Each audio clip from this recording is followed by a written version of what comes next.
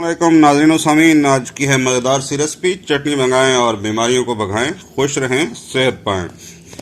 इसके लिए ये चीज़ें जो आपको नज़र आ रही हैं, दो टमाटर, एक अदद लीमू, 1 इंच अदरक का टुकड़ा, 6 से 7 जवे लहसुन के, उसके अलावा 2 से 3 सब्ज़ मिर्चें, 1 टेबल स्पून अनार के दाने, सब्ज़ धनिया और पुदीना।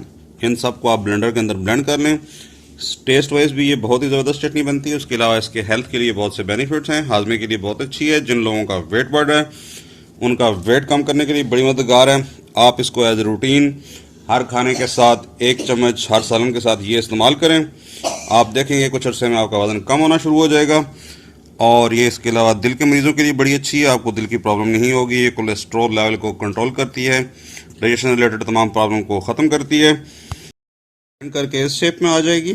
ये बहुत ही आला किस्म की चटनी है जो आपकी बॉडी को डिटॉक्स करती है और आपके ओवरऑल जिस्म के तमाम फंक्शंस में ना उनको करेक्ट रखने में ये बहुत मदद करती है।